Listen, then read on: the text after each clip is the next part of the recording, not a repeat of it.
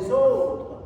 Et quand Jean-Baptiste voit que Jésus veut être baptisé par lui, il lui dit « Non, ça n'a pas de bon sens.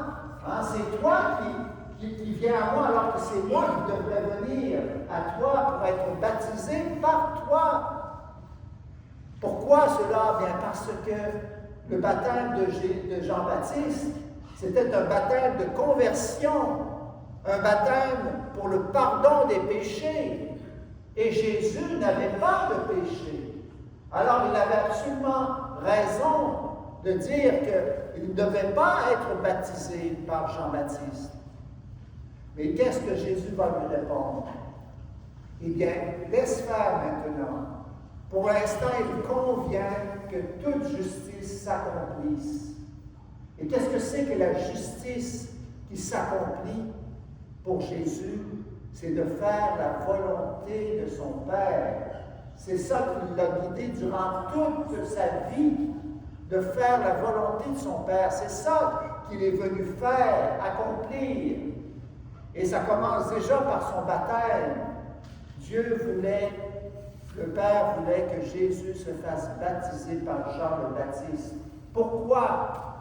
Bien parce que Jésus est appelé à descendre au creux de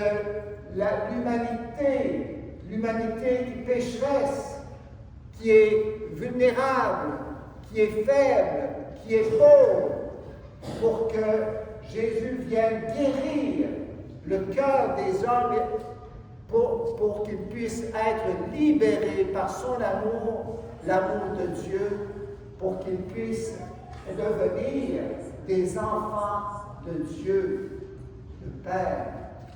Voilà pourquoi il devait être baptisé par Jean-Baptiste. Et justement, eh bien, Jésus, eh bien, il va par son baptême, hein, où on voit la manifestation, comme je disais tout à l'heure, la révélation de Dieu d'une précision qu'on n'avait jamais vue auparavant, la Trinité. Hein. Quand Jésus est remonté de son baptême, l'Esprit Saint, l'Esprit de Dieu est descendu sur lui sous la forme d'une colombe. Et on entendit dans une voix venant des cieux qui disait « Celui-ci est mon Fils bien-aimé, en qui je trouve ma joie. » Alors, vous avez là l'Esprit de Dieu qui nous permet d'entendre la voix du Père qui proclame justement que Jésus n'est pas un homme ordinaire, mais qu'il est son Fils bien-aimé, en qui il trouve sa joie. Alors, vraiment, nous avançons dans notre approfondissement du mystère de Dieu. Là, maintenant, nous n'avons plus simplement un éclat de gloire de Dieu qui se manifeste, mais c'est vraiment une famille d'amour, Dieu lui-même, Père, Fils et Saint-Esprit, qui se donne à nous, qui se manifeste à nous. Et justement, bien, comment ce baptême de Jésus, eh bien, il annonce, en fait, notre propre baptême, qui est le baptême dans l'Esprit Saint. Et qu'est-ce que c'est que le baptême dans l'Esprit Saint? C'est être plongé, comme le nom du baptême, ça veut dire plonger, une plongée dans la vie de Dieu. Et pour faire ce plongeon dans la vie de Dieu, il nous faut suivre Jésus sur le même chemin qu'il a emprunté, c'est-à-dire il a descendu le Jourdain. Vous savez que le mot Jourdain, le nom du fleuve, hein, où Jésus a été baptisé, ça signifie le descendeur. Pourquoi?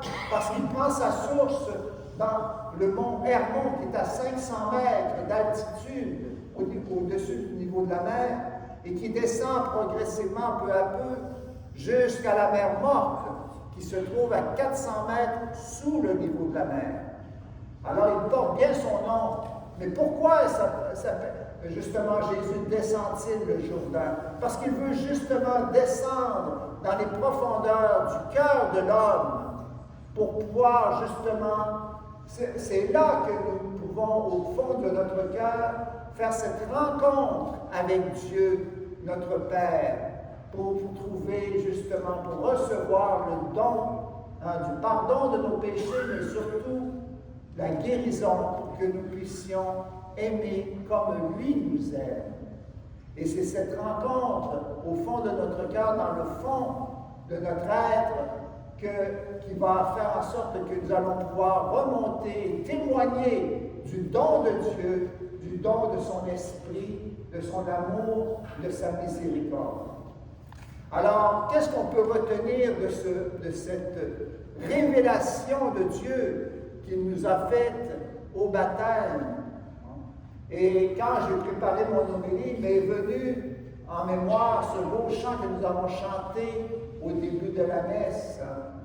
C'est le chant « Ô Père, je suis ton enfant, j'ai mis le preuve que tu m'aimes, je veux te louer par mon chant, le chant de joie de mon baptême. »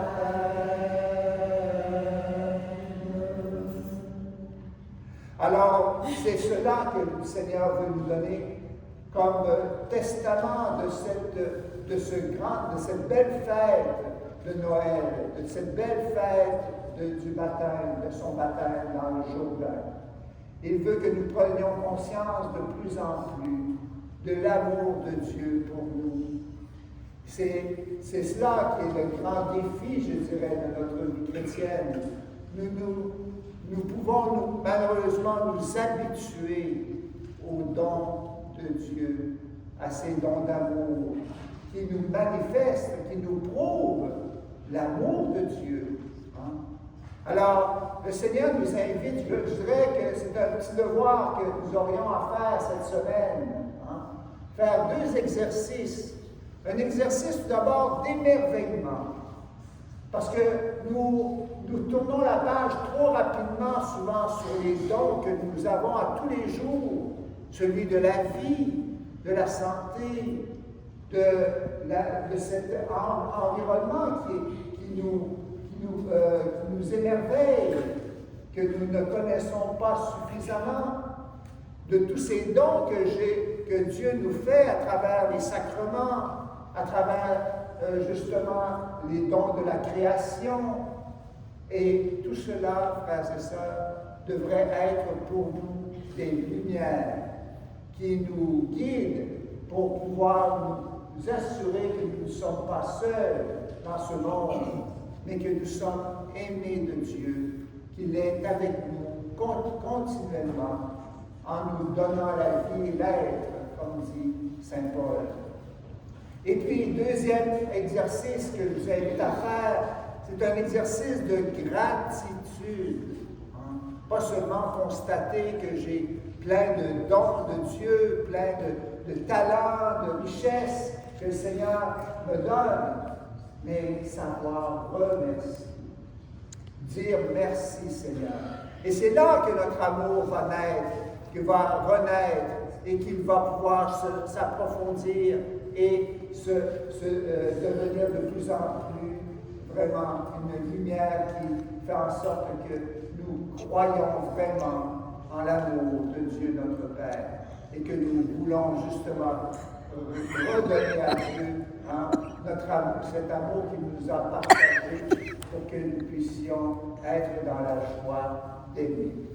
Alors demandons cette grâce au Seigneur par l'intercession de Marie, qui elle aussi justement s'est toujours émerveillée de l'amour de Dieu et qui lui a rendu grâce par tout son être. Amen.